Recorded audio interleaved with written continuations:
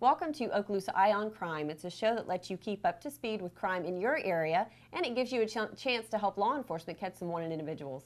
Now, on this segment, we're going to give you a look at some detailed video of burglary suspects in Destin. We're going to introduce you to the newest canine mission at the Okaloosa County Sheriff's Office, and we're going to showcase a new training tool, one that creates the sights and sounds of a crime in action. But first up, we're going to talk about some of the cases that local law enforcement officers are hoping you can help them crack. And that's right. And of course, if you do have a tip that helps lead to the arrest of any of these suspects, you could be eligible for a cash reward of up to $3,000, and you never have to give your name. And first up, the Okaloosa County Sheriff's Office is looking to identify these two individuals that burglarized the beach concession hut located behind Silver Beach Towers condominiums in Destin back on August 14th. Now they beat down the door of the hut's backside to get in. They had some similar break-ins reported at beach huts located behind the Breakers East there in Highway 98 and Emerald Towers, and also Sterling Sands. Now cash was taken and total damage to the four buildings is estimated at nearly $3,000. You can see that video. The suspects give you a nice face shot when they look right up at the camera. So anybody who has any idea who they are, give us a call, 863-TIPS, 100% anonymous. And it's a pretty crystal clear Very good photo ones, to look yeah. at. Next up, we've got a suspicious incident involving juveniles. On Whitewater Lane back in Crestview on June 8th of this year, two girls ages 11 and 13 say a man in his 50s or 60s with silver hair and gold glasses told them to come over to his car. They refused and he sped away, but they described the vehicle as an early 2000 model four-door Buick sedan, possibly silver or tan in color, and we're asking anyone with information to contact the Sheriff's Office at 850-651-7400 or, of course, Emerald Coast Crime Stoppers. There had been another incident actually after that one was reported, but an investigation was done and determined that that was actually not a suspicious incident, and they were able to account for the actions. But we do have another suspicious incident involving some juveniles, and this one's actually very scary. Two 10-year-old girls say a man approached them in a store on Mary Esther Cutoff back on August 8th, made lewd gestures and sexually explicit comments before the girls quickly walked away. One of the children told her mother what had happened, and her mother got with store employees, and of course they looked for the suspect, weren't able to find him, but when the mother and the girls left the store and went to their car, someone had actually placed a photo in the rear passenger window, and it was actually the picture of a white male from the waist down exposing himself. So he's described as a white male, about 40 to 50 years of age, wearing a ball cap, khaki shorts, and dark shirt. So anybody with information about this individual's identity, please give us a call, 863-TIPS, or you can also contact the Sheriff's Office.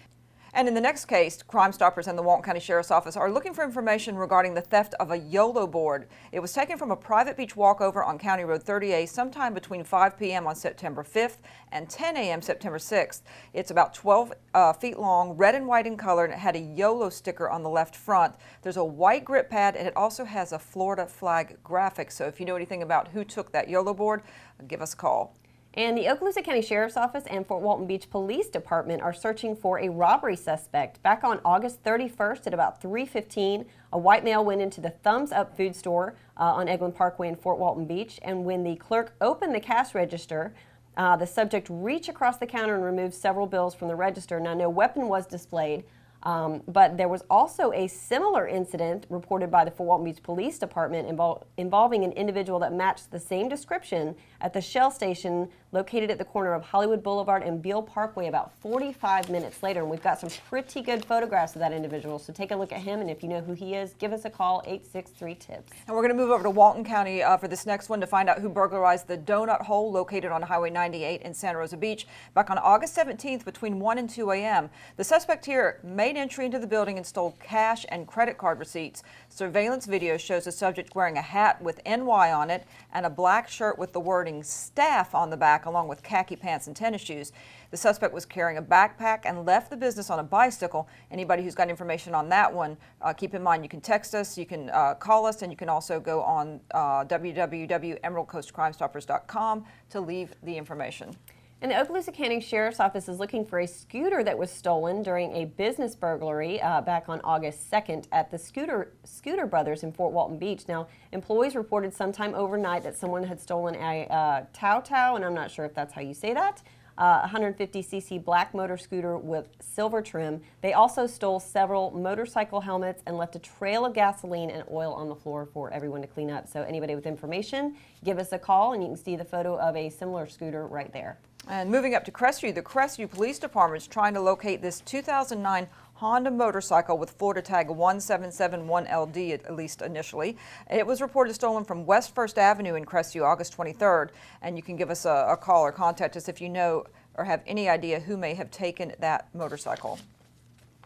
Now, when it comes to reacting to a crisis, the best training is the most realistic training. And in fact, that's why a new computer simulation system at Northwest Florida State College is giving our school resource officers and other law enforcement professionals an incredible opportunity to hone their response skills. Take a look.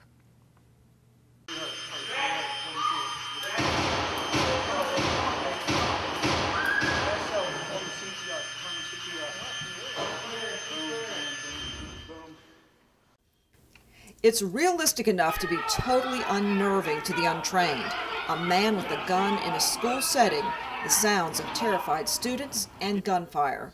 But in this case, it's an advanced computer simulation training tool. It's at Northwest Florida State College's Public Safety Center, and it's sharpening the skills of school resource officers from the Okaloosa County Sheriff's Office. There's auditory cues where we have the room wired with sound. They're hearing gunshots. They're hearing it's an active shooting at a school. They're hearing the kids screaming.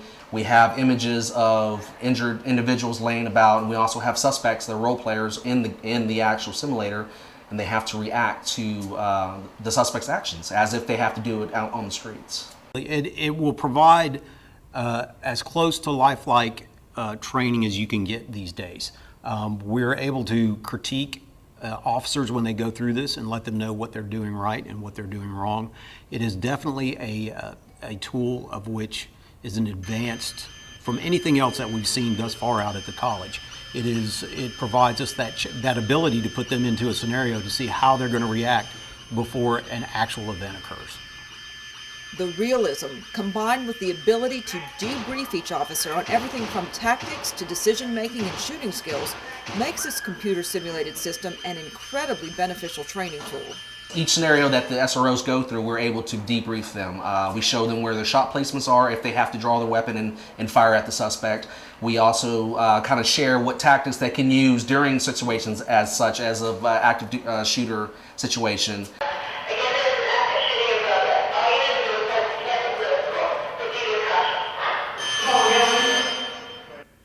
And Northwest Florida State College is providing that critical training, which is also available to Law Enforcement Academy cadets as well as local law enforcement professionals already in the field, free of charge. We've got students that are going to be using this. We have opened up the Milo system to any law enforcement agency that is wanting to use it. We've talked to FDLE. We've already talked to, we had the Department of Corrections come through it the other day. So it is pretty much opened up. It's going to give us just another added benefit for the students. It's another tool, an advanced tool to use to train these guys before they get out on the streets. It's an outstanding tool to have. Get him out of here. We're going to keep moving. We're going to keep moving. Now, this training, of course, is preparing SROs and other law enforcement professionals for active shooter scenarios, and those are scenarios that they hope they're never going to have to actually encounter. That's right, but the lessons learned with this training tool could very well prove priceless if this kind of nightmare situation does arise. No doubt.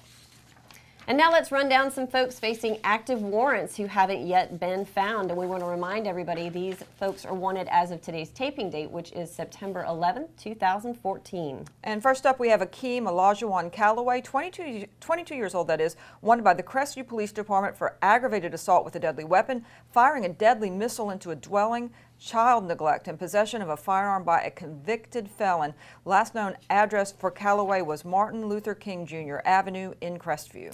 And a new face to the show is Larry Terry Reese, who's 19 years old. He's wanted by the Crestview Police Department for aggravated assault with a deadly weapon, direct discharge of firearm from a vehicle, child neglect, and vehicle theft, last known to live on Wilson Street up in Crestview. 58-year-old Arthur Joseph Monroe is wanted by the Okaloosa County Sheriff's Office for failure to appear on a charge of vehicle theft. And the Walton County Sheriff's Office is looking for 33-year-old Jonathan Scott Knight for grand theft and criminal mischief, and he was last known to live in Crestview. And we can scratch Joseph Jamal Davenport because Davenport has been found since our last show. But we're still looking for Larry Neal Brown II, and he's wanted by the Okaloosa County Sheriff's Office for violation of probation on the original charges of aggravated battery with a deadly weapon, criminal mischief, and battery, last known to live on Angela Lane over in Mary Esther. And our thanks to the tipster who called in or contacted us, reference Sean Lee Goodwin, because Goodwin has been located thanks to that tip. But still looking for Juan Ramon Marquez, who's wanted by the Fort Walton Beach Police Department for trafficking in stolen property, last known to live on Jonquil Avenue in Fort Walton Beach. Multiple charges against Christina Blair Carroll, 29-year-old, wanted for violating probation on trafficking in stolen property, providing false information to a pawnbroker, as well as grand theft. And the Crestview Police Department is looking for 29-year-old Ernest Tom Goodwin Jr. for aggravated battery and larceny. Jarence Singletary was last known to live in Crestview. He's wanted for VOP for driving with a license suspended or revoked, possession of narcotics, possession of drug paraphernalia, and non-payment of child support. And thanks to a tip from Emerald Coast Crime Stoppers, Sonny Everett Maurice Taylor has now been located. Still looking for Ronald Wesley Lewis. The Walton Sheriff's Office wants Lewis for aggravated stalking, and he was last known to live in Pensacola. Next up is Roderick James Ruderson Jr., 33 years old. He's wanted for possession of synthetic narcotics within 1,000 feet of a school and failure to appear while driving while license suspended or revoked, last known to live on Mooney Road in Fort Walton Beach. Byron Babb Sr. is also wanted by Walton County, violation of probation for driving with license suspended or revoked, and last known address was in Freeport. Call 863-TIPS if you know where Mark Robert Fitzgerald is, and he's wanted by the Walton County Sheriff's Office for grand theft and contracting without a license. Another one out of Walton County, Edward J. Stanley, 37 years old, wanted for failing to appear on multiple counts of uttering a forged instrument as well as grand theft. Casey Lynn Suckup, 28 years old, wanted for violation of probation on grand theft. And Michael Madison Matthews, 29 years old, last known to live in Fort Walton Beach. He's wanted for dealing in stolen property and providing false statement of ownership to a pawnbroker. 59-year-old Mark Stephen Hansford, who's wanted for altering a bank bill or note and theft. And take a look at this picture. Carlos Urbina Suarez, 26 years old, wanted by the Walton County Sheriff's Office for larceny as well as burglary. Katina Trenice Moore, who is wanted for violation of probation on the original charge of grand theft. And last in this segment, we have Brendan Tyler Spears. Spears is wanted for violating probation on charges of burglary and grand theft of a firearm, last known to live in Niceville. Well, in case you didn't know it, Man's Best Friend has been helping law enforcement agencies do their jobs since 1907. They got their start back then with police in New York City and in New Jersey. And a rescue dog named Kilo is now on the job in Okaloosa County, working to keep drugs out of kids' schools. He is white to attendance. He is white to attendance. Well, as you know, the sheriff is really keen on keeping our children safe. And one of the things that he has done is put an SRO in every single school. And now this year he's taken it one step further by putting a narcotics detection dog into the schools in an effort to keep the children safe by keeping the drugs out of schools. Kilo's a rescue dog. We got him when he was about 2 years old, and he's been in the department for about 6 years. He's a strictly narcotics detection dog, and he's been working street crimes. Kilo's a yellow Labrador retriever, and he's just full of excitement, full of energy. He loves being here, and the best part about it is he wants to be with me and he wants to be at work, and it makes it a good time to be with him. Good partner to have. He is. Sheriff Larry Ashley, who used to be a canine handler himself, said in addition to narcotics detection duties, Canine Kilo is also a very good-natured ambassador, helping to forge some bonds between the students and the deputies, and that's really a valuable way to build positive relationships, because anytime you bring a dog into the mix, good things are going to happen. That's right. And while we're on the subject of dogs, one of our favorite subjects, here are a few quick canine facts you may not know. And did you know a dog's sense of smell is 200 to 400 times greater than a human's? Dogs can smell a human buried up to 12 feet underground.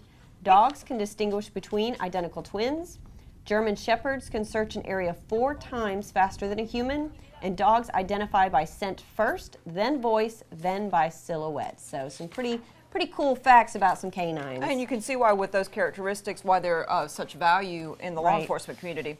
Now, approximately 10 people die each day from accidental drowning, and on average, 2 of those 10 are children under the age of 15. Now, locally, 3 toddlers have drowned just in our area just in the last couple of weeks. You know, when you watch someone drowning in the movies, usually they're frantically screaming and thrashing around violently, but that's not always the way it is in real life. People need to know that it can actually be a kind of a silent situation with not a lot of violent thrashing. We want you to watch a video that was taken from a surveillance camera at a Gulf Front Destin condo in July of last year, so you can see exactly what we're talking about. In the bottom of the screen near the left-hand corner, a 4-year-old child from Georgia has jumped into the pool and she doesn't come up. The time code is around 5:16 and 52 seconds, and it appears at one point as if she raises her hand. You'll notice that there are 8 other people in the pool, and others are walking nearby while this is happening. If you watch the entire tape and how long the child's in the water, around the time code at 5:17 p.m. and 37 seconds, another child's going to jump into the water, nearly landing on the drowning girl. At this point, there are people close enough to reach out and touch her, but no one notices that a child is dying just feet away. In fact, it's not until 5:18 and 48 seconds, an agonizing 2 minutes later, that an 11-year-old boy from Mississippi named Austin Beach spots the little girl motionless on the bottom, dives under, and finally carries her out of the swimming pool. The 4-year-old was in very dire straits initially, but she did recover thanks to Austin, who earned a special life-saving award from the Okaloosa County Sheriff's Office after this happened.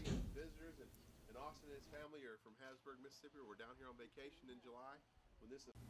Now, it only takes seconds for a child to get into serious trouble around water and for a tragedy to occur. So keep these basic tips in mind always. Give a child near water 100% of your attention. Don't take phone calls, don't look at magazines, just keep your eyes on the child and never ever leave them unsupervised. Now, according to the Centers for Disease Control, former swimming lessons can drop the risk of drowning as much as 88% in children ages 1 to 4, which are the ages most at risk of drowning. Also, learn CPR. It literally saves lives. You never want to rely on those plastic arm floats or float toys for protection. They are simply not reliable. And of course, you want to fence off pools and install locking gates. But by far the most important thing to stress is vigilance. Children are going to do the unexpected at a moment's notice, and if you're distracted for even a few seconds, it's enough to lead to tragedy, and we've seen that locally. Unfortunately. Okaloosa County Sheriff's investigators say counterfeiters are busy working to defraud businesses in our area, and they want everyone to be on the alert for fake money. The more you know what to look for, the better, so pay attention to the quality of printing and paper characteristics and look for differences. The U.S. Secret Service says the genuine portrait on a bill appears lifelike and stands out distinctly from the background. The sawtooth points of the Federal Reserve and Treasury seals are clear, distinct, and sharp. As well, the fine lines in the border are very clear and they're unbroken. The genuine serial numbers will have a distinct style and are evenly spaced in the same ink color as the Treasury seal. And finally, the genuine currency paper has tiny red and blue fibers embedded throughout. That is, embedded throughout the paper, not printed on top of it. And of course, report any suspicious money to law enforcement. And if you have any information on counterfeiting operations in our area, you can always contact Emerald Coast Crime Stoppers anonymously, and you could earn a cash reward if your tip leads to an arrest. And now we're going to move on with a look at some more wanted suspects. And the first one up is Buck Rogers, who can be removed because he's been located since our last show. Still looking, however, for Angela Diane Fitzgerald. Fitzgerald's wanted for grand theft, uttering a forged instrument, and forging a bank check. And 27-year-old Charles Keith Wallace, who's wanted for possession of a controlled substance without a prescription. Give us a call if you know where to locate Brittany Jo Wing. She's 32 years old and she's wanted for violating probation on trafficking in stolen property, providing false information to a pawnbroker, and grand theft. And the Walton County Sheriff's Office is still looking for 44-year-old Geronimo Bailon, who's wanted for failure to appear on the original charge of felony, DUI, and driving while license suspended or revoked. The Walton County Sheriff's Office would like to know the whereabouts of Everett Hairston. He's wanted for violating probation on an original charge of grand theft auto. 30-year-old Emmanuel Uribe Martinez, who's wanted for violation of probation for resisting an officer with violence and loitering and prowling. Still over in Walton County, Eric Arsenault, 49 years old, wanted for VOP on a charge of grand theft auto. Jerome Williams is wanted for VOP on the original charge of grand theft, giving a false name to law enforcement, and theft. James Dubovey's been on our list for quite a while. Would love to know where he is. He's wanted for VOP on a charge of burglary, theft, and resisting arrest without violence, last known to live in Valparaiso.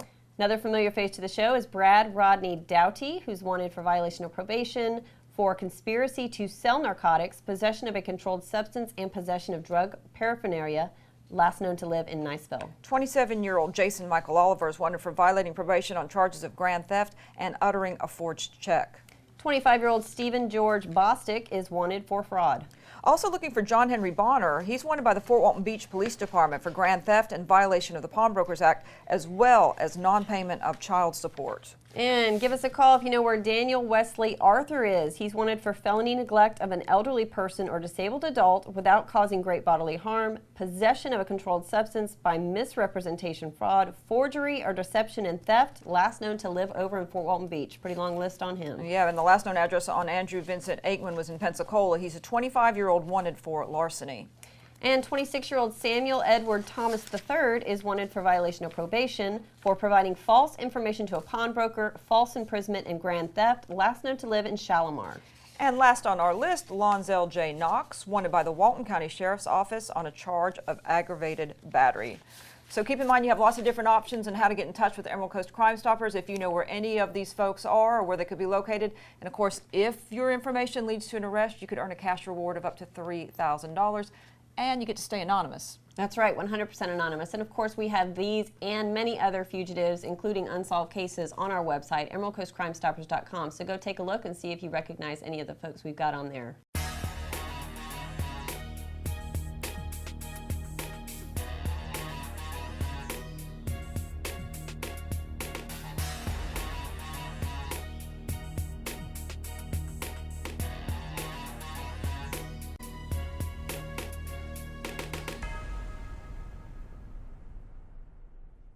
The Sheriff's Office's ever-busy fleet of cars on the roads is no small task, but reliability is critical when a deputy gets a call. Somebody's breaking into my home, somebody's harming my children, we got an active shooter, I mean, an emergency of any sort. The last thing you want is the help that's coming for their vehicle to break down. Right now, more than half the OCSO fleet has more than 100,000 miles on it, and Fleet is working to milk every last mile out of the cars because replacing vehicles has been on hold in recent years due to lack of funding. Even with an increase, this year's budget is about $1.8 million less than the OCSO was operating on in 2007. Yet calls for service, the permanent population, the tourist population, and the cost of everything from gas to insurance has done nothing but climb. As a public service that operates 24/7, 365, the OCSO needs to be able to replace about 60 cars a year. We're 155 cars within our fleet. Over half our fleet has over 100,000 miles on it. And so we're 155 cars behind. And the average vehicle on the state contract price is $20,634.